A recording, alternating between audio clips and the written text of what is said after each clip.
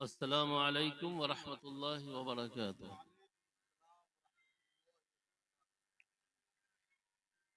अल्हम्दुलिल्लाह अल्हम्दुलिल्लाहि हम्दश शाकिरीन व बिही नस्तईन वस्सलातु वस्सलामु अला रसूलिहिल करीम व अला आलिहि व अस्हाबिहि व अहलि बैतिहि अजमईन।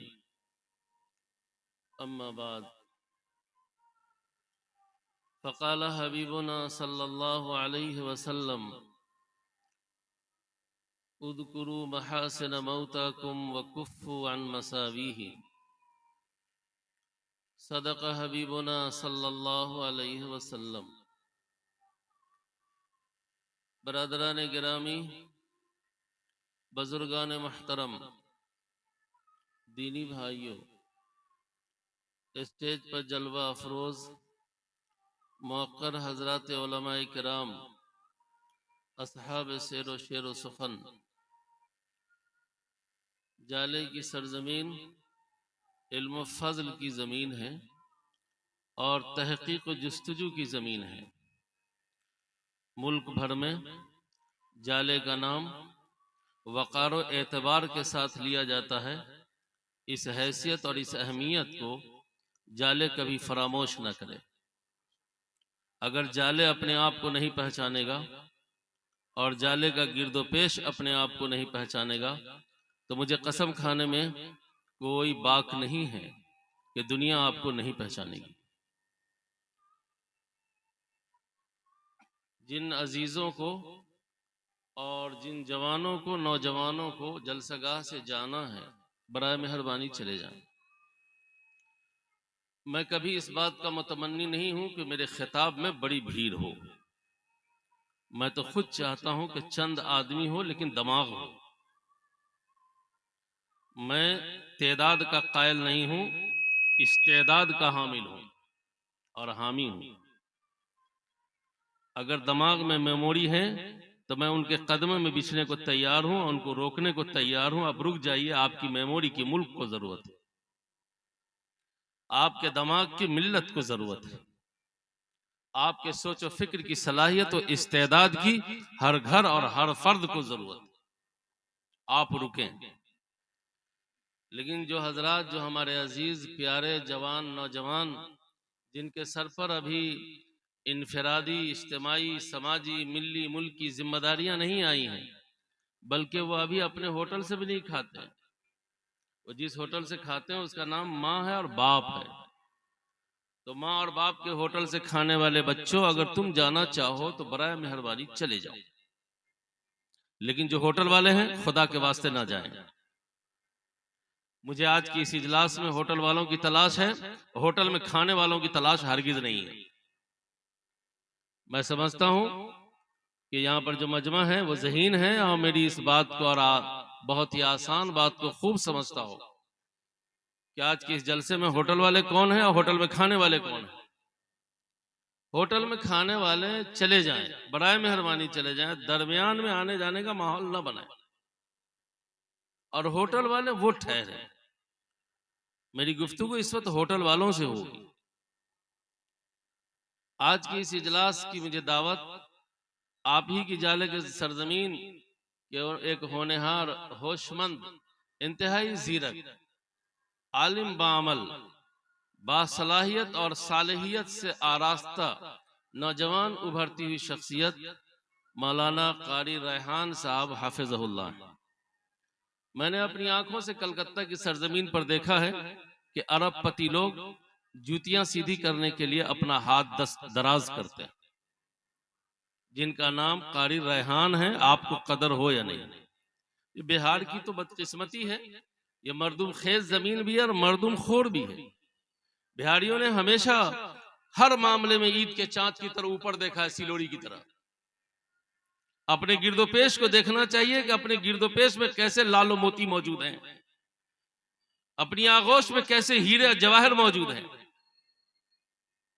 अभी हजरत मौलाना खालिद सैफुल्लाह साहब रहमानी दामत बरकातुहुल आलिया सी जाले मुलाकात हुई तो कारी हिफ्जुर रहमान साहब से कहने लगे कि मौलाना फ़िक़्ह एकेडमी का जो इल्मी और तहकीकी इजलास होता है, जो नए मसाइल पर रिसर्च करता है, ज़ब्ते तौलीद नया मसला आया, ब्लड चढ़ाने का मसला नया मसला आया, उसके बाद मदर मिल्क सेंटर का मसला आया कि मदर मिल्क सेंटर कायम किया या नहीं किया जाए, लाइफ इंश्योरेंस का मसला आया, पगड़ी का मसला आया, फेफड़ा और गुर्दे की तब्दीली का मसला आया, ब्लड चढ़ाने का मसला आया। नित नए जो मसाइल दुनिया में पेश आ रहे हैं, उसके हल करने का नाम इस्लामिक फ़िक़्ह एकेडमी है, जिसके रूह रवां इस वक्त फ़क़ीहुल असर हजरत मौलाना खालिद सैफुल्लाह रहमानी जालवी दामत बरकातुहुल आलिया हैं।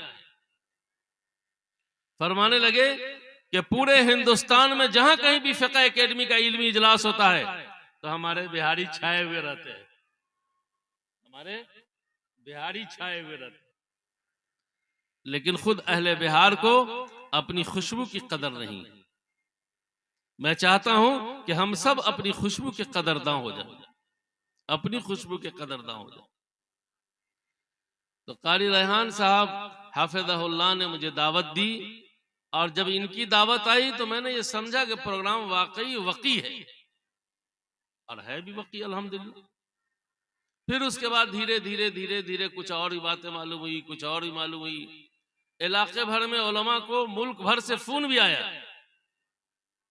एक तरफ इस्लाह मुआशरा है और दूसरी तरफ ताज़ियती इजलास है। ताज़ियती इजलास का क्या मतलब है? ताज़ियत के माना आते हैं तसल्ली देने के, और जिनके घर में खुद ही धूम हो उनको कौन तसल्ली देगा भाई?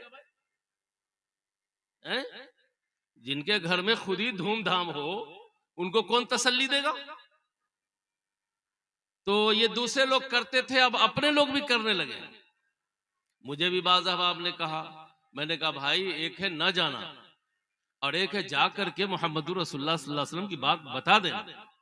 इसमें कौन सा अमल अच्छा है? जो अच्छा बोलिए। कहा नहीं तब आप जाइए।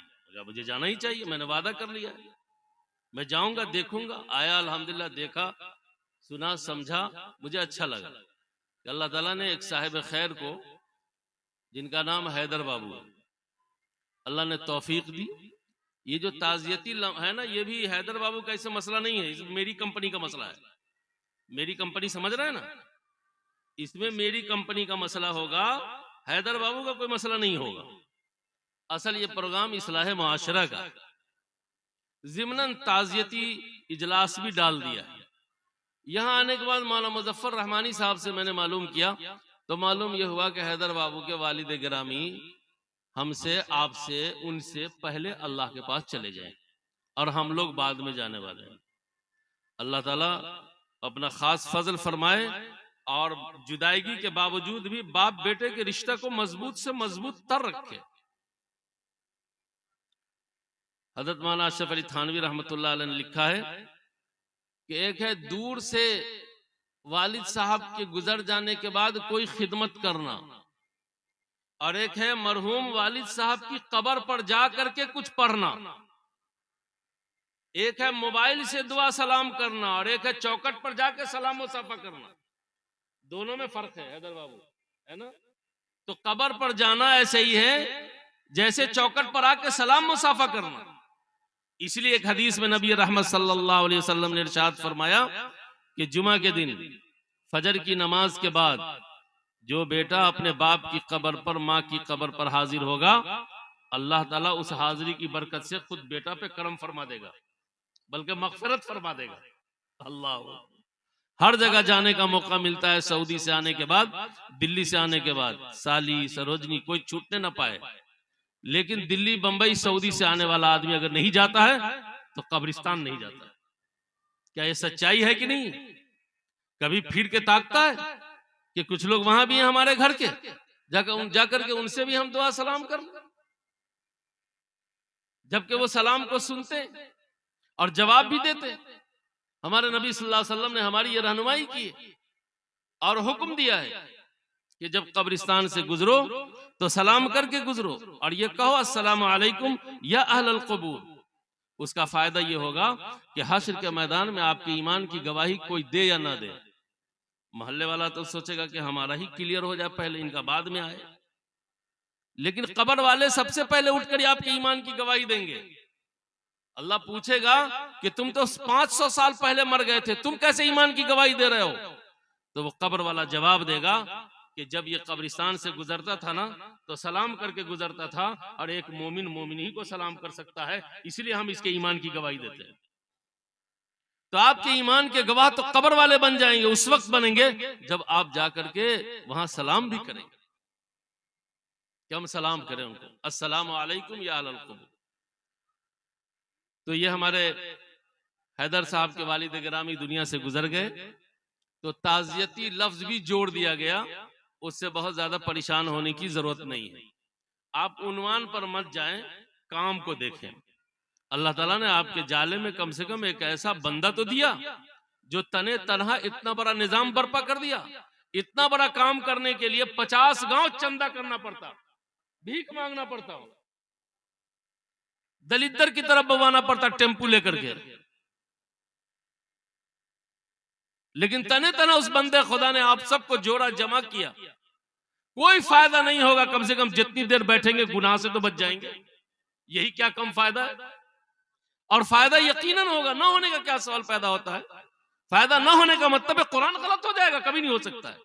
कुरान में अल्लाह ताला ने इरशाद फरमाया कि लोगों को नसीहत करो, नसीहत फायदा पहुंचा कर रहेगा, कुरान बोलता है। तो नसीहत की मजलिस इन्होंने कायम किया है। पूरे इलाके की जिम्मेदारी हैदर बाबू को मुबारकबाद दे, अल्लाह ताला इनका हौसला बुलंद रखे, और अल्लाह ताला दीन के कामों के लिए, मोहम्मद रसूलुल्लाह सल्लल्लाहु अलैहि वसल्लम की शरीयत और सुन्नत की इशाअत और हिफाजत के लिए अल्लाह इस बंदे को ताकत दे, हिम्मत दे, हौसला दे, और हर तरह हिफाजत फरमाए। ये कोई मामूली बात नहीं है। दुनिया में सबसे आसान काम है तनकीद करना, सबसे आसान काम है, और सबसे मुश्किल है काम करना, सबसे मुश्किल है काम करना। तनकीद के लिए अगर देखिए तो पूरा जाले, पूरा सीतामढ़ी, पूरा दरभंगा चाय की होटल बीबीसी लंदन से कम नहीं है। लेकिन काम के लिए देखिए तो हाथ पर हाथ धर करके बैठा हुआ आदमी नजर आएगा। एक बंदा काम किया है तो आप अगर उसका हाथ नहीं खींच सकते हैं तो टांग खींचने वाले क्यों होते हैं? अल्लाह के बंदो मिजाज बनाओ, जाले वालों, बिहार वालों, कि हम टांग खींचने वाले नहीं बनेंगे, हम हाथ खींचने वाले बनेंगे। टांग खींचने की वजह से खड़ा हुआ आदमी मुंह के बल गिर जाता है, और हाथ खींचने की वजह से फंसा हुआ आदमी निकल जाता है। हौसला मत तोड़िए। अगर कोई कमी कोताही हो तो उसके आदाब हैं, उसके तरीके हैं, उसके मुताबिक उनकी इस्लाह की जाए, खत के जरिए से किया जाए, खुसूसी मुलाकात के जरिए किया जाए।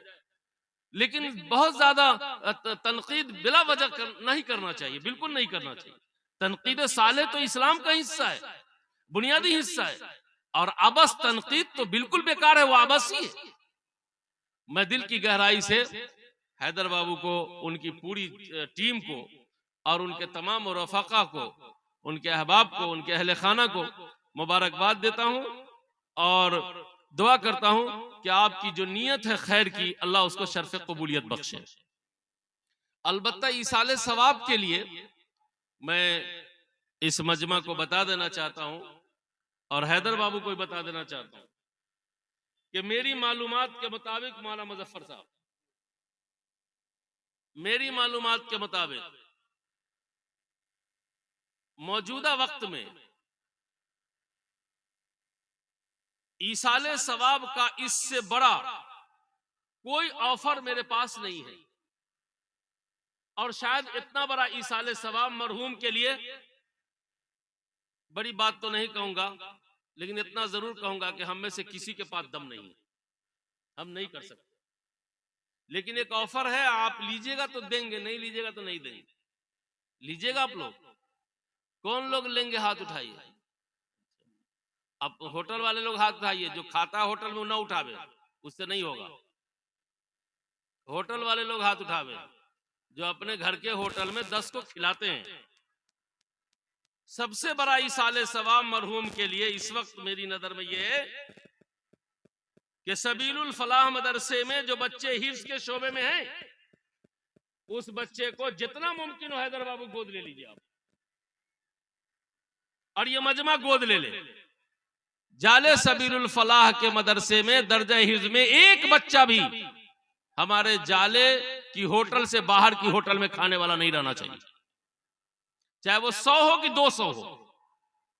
अगर आप उसको गोद ले लेते हैं तो एक बच्चा बिस्मिल्लाह की बात से लेकर के नास के सीन तक कुरान करीम को याद करेगा। मैं एक अंदाजे से कहता हूं कि 1 करोड़ से ज्यादा मर्तबा तिलावत करेगा, उसके बाद जाकर के वह हाफिज हो सकेगा। 1 करोड़ तो मैं कम बोला हूं, शायद 10 करोड़ पढ़ने के बाद वह हाफिज होगा। किसकी मजाल है जाले में और इस्लामपुर में, अब पिठरिया में, अब मनवा में और गर्री में कि 1 करोड़ मर्तबा और 1 लाख मर्तबा अपने माँ बाप के लिए कुरान पढ़ करके इसाले सवाब कर दे? किसी के बस की बात नहीं है। अगर वाकई आप चाहते हैं कि हम अपने मरहुमीन के नाम इसाले सवाब करें, तो जो बच्चा हिफ्ज के शोबे में है और मुस्तहिक बच्चा है, वो हक रखता है, तो ऐसे बच्चे को गोद ले लीजिए। और मौलाना मुज़फ्फर साहब को, मौलाना अब्बास साहब को और यहाँ की इंतजामिया को कहिए, मैं ये नहीं कहूंगा कि मैं इदारा सबील शरिया का मोहतमीम हूं, तो आप हमारे यहाँ चले, ये करीब में है, यहीं देख लीजिए आप। हमारे यहाँ तो एक निजाम 10 साल से चल रहा है ये। अब अल्हम्दुलिल्लाह हमारे बिहार के लोग बच्चों को गोद लेना शुरू किया है, और ये तहरीक हमारी 8-9 सालों से चल रही है कि हमारे बिहार का आदमी एक एक बच्चा को गोद ले ले। अब देखिए वो बच्चा जब हाफिज होगा तो 10 करोड़ मर्तबा कुरान की तिलावत के बाद हाफिज होगा। सवाब लोग तौल नहीं सकते, वजन नहीं कर सकते, इतना ज्यादा सवाब होगा। फिर वो बच्चा हिफ्ज करने के बाद दुनिया में जहां कहीं भी कुरान पढ़ेगा, तिलावत करेगा, कुरान पढ़ाएगा, तो नस्लन बाद नस्लन इसाले सवाब का सिलसिला जारी हो जाएगा। आप तसव्वुर कीजिए कि कितनी नेकियां होंगी। इस्लाम का मिजाज ये है कि सबसे बड़ा इसाले सवाब जरूरत पर खर्च करना और सदका करना है। नबी रहमत सल्लल्लाहु अलैहि वसल्लम के अहद में उम्मे साद आए हुजूर के पास और कहा, या रसूलल्लाह क्या मैं कुछ करूं तो मेरे मरहूम को सवाब पहुंचेगा? कहां पहुंचेगा? कहा मुझे क्या करना चाहिए? तो हुजूर पाक सल्लल्लाहु अलैहि वसल्लम ने उस वक्त कुएं की जरूरत महसूस किया, कहा कि ये जरूरत है कुएं की, लिहाजा कुआं खुदवा दो, सवाबे जारिया है। चुनांचे पानी पीने का इंतजाम किया गया और वो इसाले सवाब हो गया। तो असल है जरूरत इसाले सवाब की चीज। और हम कहते हैं कि सवाब तो अल्लाह जरूरत पूरी करने पर देता है। किसी को लगी हो भूख और आप दें उसको सफारी सूट, मैं मुफ्ती नहीं हूं लेकिन मैं कहता हूं कोई सवाब नहीं होगा। अगर उसको 2 रोटी दे दीजिएगा तो सवाब होगा। बाज लोगों का मिजाज हो गया, मिंबर बनाना हो तो मेरा पैसा, गुंबद बनाना हो तो मेरा पैसा, मुसल्ला खरीदना हो तो मेरा पैसा, और मस्जिद की लैट्रिन बनाना हो तो मौलवी साहब से झगड़ा। अच्छा हम ही मिले हैं, हमारे ही पैसा लैट्रिन में लगेगा। हमारे बिहार के एक साहब मुंबई गए, बाबू भाई मेहता मरहूम, अल्लाह उनको जन्नत अता फरमाए, बड़े कारोबारी थे। कुरान करीम भी उन्होंने लिखवाया, फिर छपवाया और उसको तकसीम भी करवाया। बड़े नेक आदमी। एक साहब ने कहा कि बाबू भाई मेरे मदरसे में टॉयलेट की जरूरत है, लैट्रिन की जरूरत है, आपके पास अगर सूद की रकम हो तो दे दीजिए। सुनिए तवज्जो से, ये हमारी कंपनी की बात है, ये हमारी कंपनी की बात है। मैं कितना नीचे आ गया हूं खुद मुझे सोचना होगा। ये मेरी कंपनी की बात है। का सूद के पैसे दे दीजिए, इंटरेस्ट के, सूद नहीं इंटरेस्ट के पैसे, खूबसूरत नाम। तो बाबू भाई मेहता खास ताजिर आदमी थे, उन्होंने कहा कि मौलवी साहब तुम लैट्रिन उसी को न कहते हो जिसको मजहब की जुबान में तहारत खाना कहा जाता है। माना सुनिएगा, तुम लैट्रिन उसी को न कहते हो जिसको मजहब की जुबान में तहारत खाना कहा जाता है। कहा जी सर सही समझा, जी सर। का तहारत के बारे में तो तुम ही लोगों से सुना है कि हदीस में हुजूर सल्लल्लाहु अलैहि वसल्लम ने फरमाया अत्तहारतु निस्फुल ईमान, कि तहारत तो आधा ईमान है। जब आधे ईमान में सूद का पैसा खर्च करोगे तो तुम्हारे ईमान का हश्र क्या होगा, तुम्हारे ईमान का क्या हाल होगा। अब जो मौलाना साहब अल्लाह के बंदे, अल्लाह की पनाह, अल्लाह की पनाह, मालूम होता था कि पुलसरात के तेज धार चाकू पर खड़े हो गए, एकदम इतने बड़े हो। और मैं उसी वक्त बाबू भाई मेहता ने अपनी ऑफिस में काम करने वाली लड़की को बुलाया कहा मेरी तनख्वाह कितने दिनों से बाकी है? तो कहा 4 महीने से। कहा मेरी तनख्वाह लाओ। 1 महीने की तनख्वाह बाबू भाई ने अपने पॉकेट में रखा और 3 महीने की तनख्वाह निकाल करके मौलाना को दिया। कहा मौलाना मेरी तनख्वाह के पैसे से आप लैट्रिन बनाएंगे मदरसे में, मेरी तनख्वाह के पैसे से। और आगे देखिए वो कितना बड़ा फकीह था। आगे कहता है कि मौलवी साहब ये बताओ, तबी तकादा और शरी तकादा दोनों एक जगह जमा हो जाए तो इस्लाम में मुकद्दम कौन है?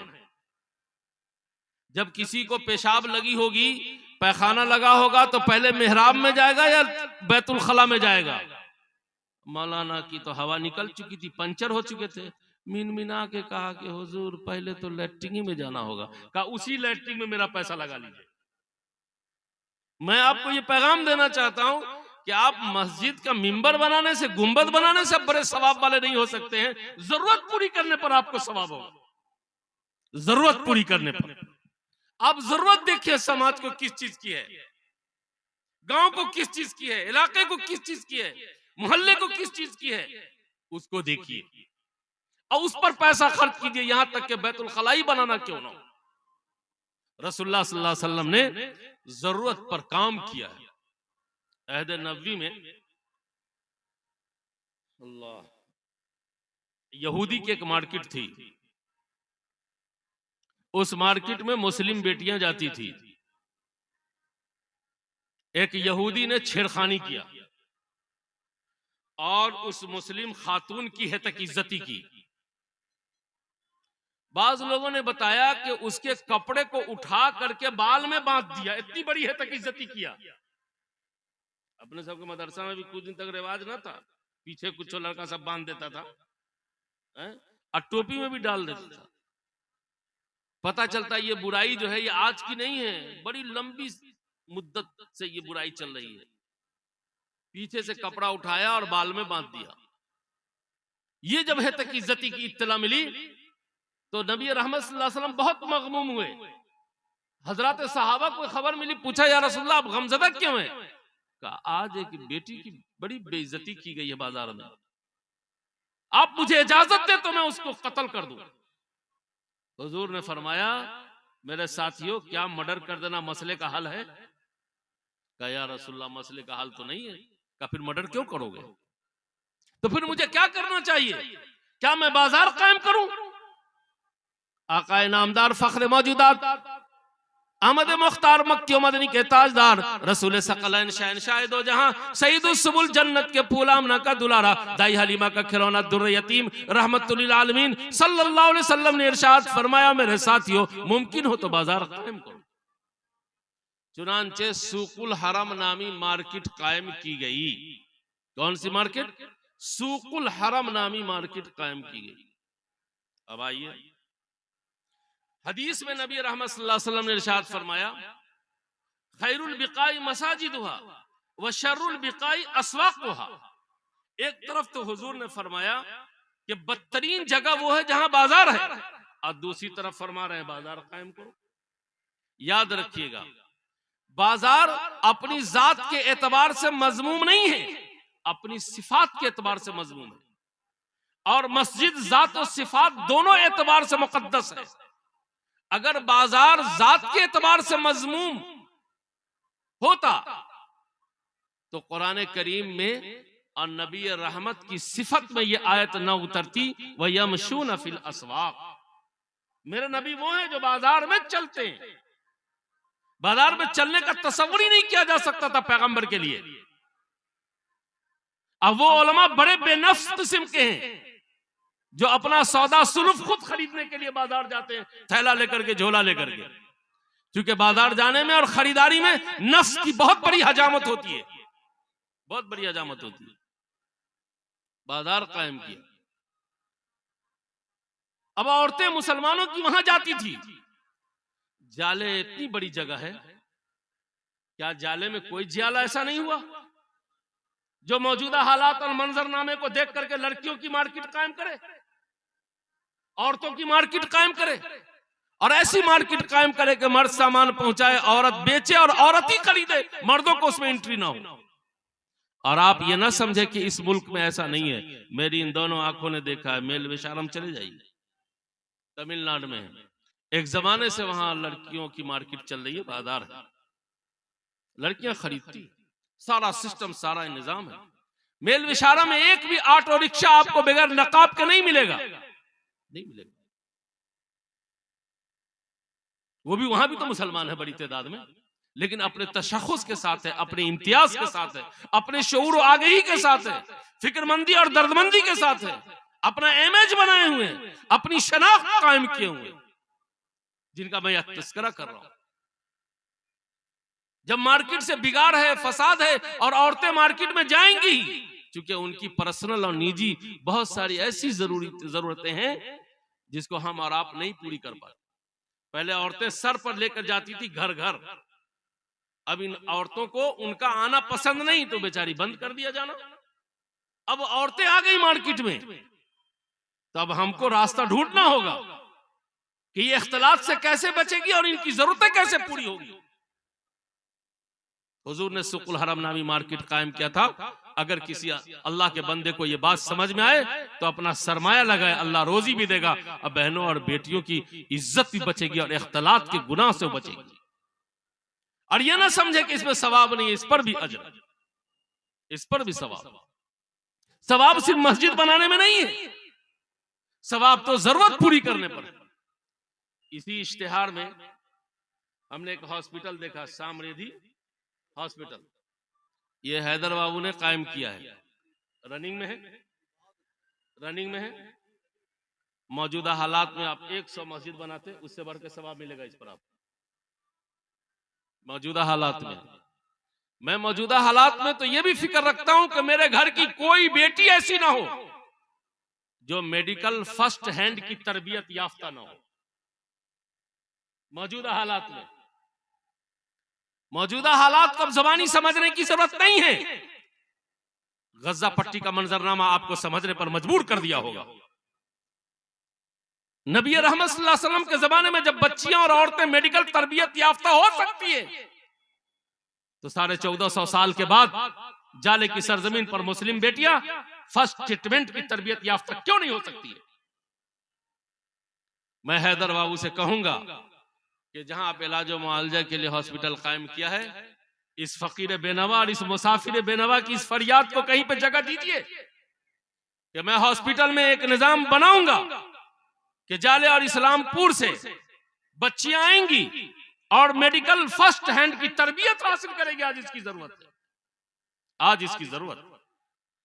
अगर आपने ये काम किया तो इंशाअल्लाह आबे हयात नहीं, आप शरबत हयात पीने वाले बन जाएंगे, आप शरबत हयात पीने वाले बन जाएंगे।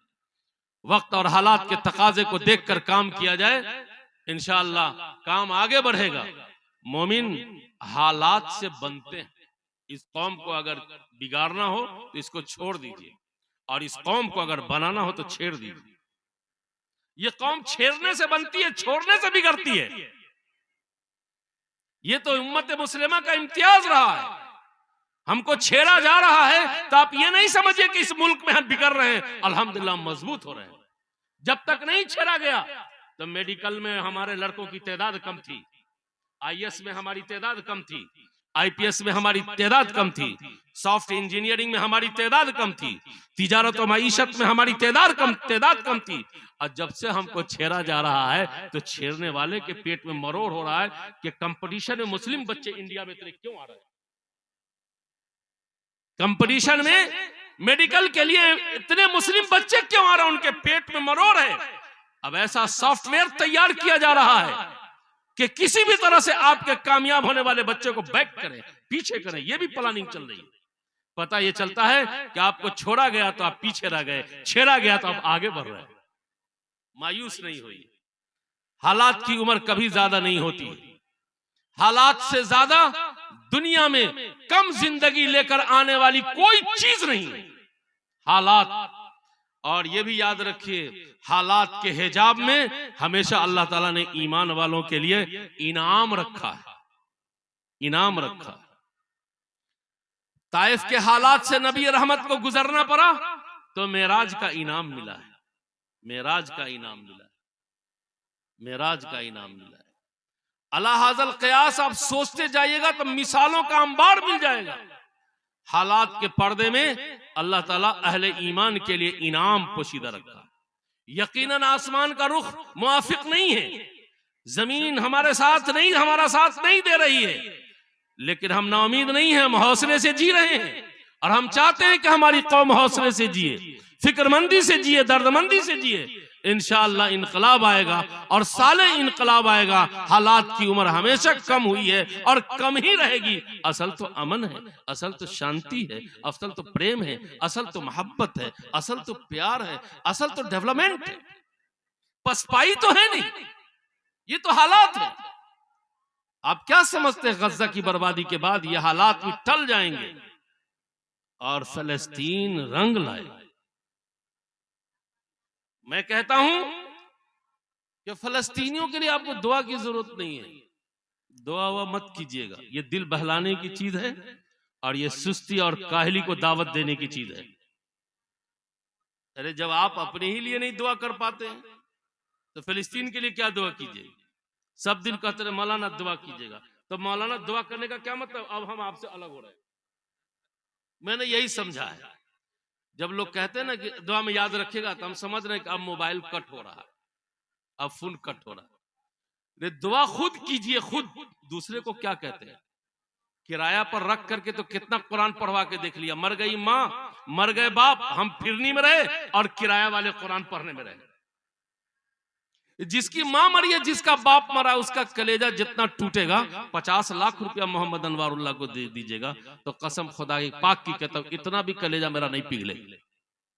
माँ मरी आपकी, हमको क्या टेंशन है? बहुत ज्यादा कहेंगे अल्लाह माफ कर, लेकिन आपका दिल जानता है कि आपकी माँ मरी है तो आप पर क्या गुजर रही। तो जिसके दिल पे कैफियत होती है ना, दुआ उसी की मजबूत और मुस्तहकम होती है। वो तो छुट्टी ले लेते हैं, किराएदार से दुआ करवाते हैं, छुट्टी ले लेते हैं, किराएदार से दुआ करवाते हैं। तो फलस्तीन के लिए आप क्या दुआ कीजिए? एक काम अगर वाकई करना है फलस्तीन के लिए तो अपने आप से एग्रीमेंट कीजिए। करेंगे आप? करेंगे इंशाल्लाह। है हमदर्दी, दुआ हुआ मत कीजिए। फलस्तीन जो कर रहा है ना, यही उसकी दुआ है, सरापत दुआ है। उससे बड़ी दुआ दुनिया का कोई आदमी कर ही नहीं सकता फलस्तीन के लिए। फलस्तीन का अमल खुद दुआ है। क्या जितने बड़े नक्शबंदी हो, चिश्ती हो, सारवर्दी हो, कोई भी हो, फलस्तीन का जो अमल है उससे बड़ी कोई दुआ ही नहीं है। उसका अमल ही खुद सरापा दुआ है। उसके लिए अगर वाकई कुछ करना चाहते हैं तो करेंगे आप? हैं इस मूड में कि हम फलस्तीन की मदद करें? नहीं, चंदा मत भेजिए, चंदा की जरूरत नहीं है, उसको पैसे की जरूरत नहीं है। उनको याद आ गया है कि हमारे आबाजात जमजम और खजूर पर जी लिया और रेगिस्तान का सफर कर लिया, वो तारीख लौट गई है उनके दिलो दिमाग में। इसलिए पैसे वैसे का मसला नहीं है वहां। एक काम अगर करना है तो कर लीजिए। आज तय कर लीजिए कि मेरे घर में इजराइल कहां कहां है, मेरे बॉडी में इजराइल कहां कहां है। जहां जहां मेरे दिलो दिमाग में इजराइल है, मेरी आंखों में इजराइल है, मेरे जेब में, मेरे कलम में इजराइल है, मेरे पॉकेट में इजराइल है, मेरे घर में इजराइल है, मेरे गुस्ल खाना में इजराइल है, मेरे टॉयलेट में इजराइल है, मेरे बेड पर इजराइल है, मेरे दस्तरखान पर इजराइल है। ये मजमा हमसे वादा करे कि आज का आज हम इजराइल को अपने घर से निकाल देंगे, निकाल देंगे। जो कौम इजराइल को अपने घर से नहीं निकाल सकेगी, वो फलस्तीन से क्या निकाल सकेगी? हम इस बात पर कादिर हैं कि इजराइल को अपने घर से निकाल देंगे, निकाल देंगे। मेरी बात आप समझ लिया मैं क्या कहना चाहता हूं? दुकान पर जाने में, मार्केट पर जाकर के आपको थोड़ी दुश्वारी होगी, जहमत होगी। कौन सा सरफ खरीदें, टॉयलेट साफ करने का कौन सा क्रीम लें और क्या क्या लें, लेकिन थोड़ा वक्त लगा लीजिएगा। इजराइल को अपने दस्तरखान से हटाओ, अपनी टॉयलेट से हटाओ, अपने घर से हटाओ, अपने जेब, अपने पॉकेट से हटाओ, अपने दिल, अपने दिमाग, अपने निगाहों से हटाओ। बहुत बड़ी मदद हो जाएगी हमारे भाई फलस्तीन की, बहुत बड़ी मदद। मेरे जाले के भाइयों, मेरी जाले की बहनों, बेटियों, तुम फलस्तीन की मदद करना चाहती हो, तुम बहनों की मदद करना चाहती हो, तुम मासूम बच्चों की मदद करना चाहती हो।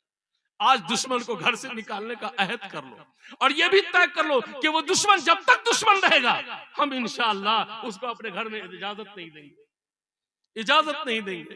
करेंगे ये काम? करेंगे? करेंगे तो इंशाअल्लाह भाई फलस्तीन की मदद होगी। और फलस्तीन की मदद सीधा माना सच्चाई की मदद, अच्छाई की मदद, हक की मदद, आदल की मदद, इंसाफ की मदद। चूंकि वो मजलूम है। कभी हम भी यहां किसी के सताए हुए थे, कभी हम भी यहां सताए जा रहे थे, कभी हम भी यहां मजलूम थे। हमने इस जमीन के लिए आजादी की लड़ाई लड़ी, सूलियों पर चढ़े और खानवादा का खानवादा तबाह किया गया और हमारे खून से शोलों को बुझाया गया। और हजरत उलमाए किराम को चांदनी चौक से लेकर के पटना तक, अब पटना से लेकर बंगाल की खाड़ी तक दरख्तों पर उनकी लाशों को लटकाया गया, तब जाकर के यह मुल्क आजाद हुआ। आज उसी आजादी के लिए फलस्तीन तड़प रहा है, फलस्तीन तड़प रहा है। कल के मुजाहिदीन यहां बागी नहीं थे तो आज के मुजाहिदीन फलस्तीन में भी बागी नहीं हो सकते, नहीं हो सकते। जो लोग उनको बागी कहते हैं, जो उनको दहशतगर्द कहते हैं, वो खुद अपने अपने मुल्क की आजादी के मंजरनामे पर निगाह कर रख लेगा तो कभी भी फलस्तीन को नहीं कह सकता है कि वो बागी है, वो मुजाहिद है और अपने मुल्क की आजादी के लिए लड़ रहे हैं और जान का नजराना पेश कर। तो मैं ये आपसे कह रहा था कि ये अहद कर लीजिए कि मैं अपने घर से इजराइल को निकाल दूंगा, निकाल देंगे इंशाल्लाह।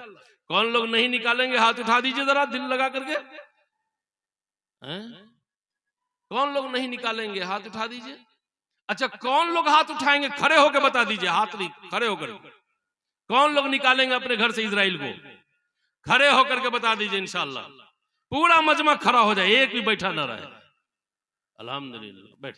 अल्लाह ताला आपकी खड़े होने को और आपके हाथ उठाने को जिहाद के बराबर सवाब अता फरमाए।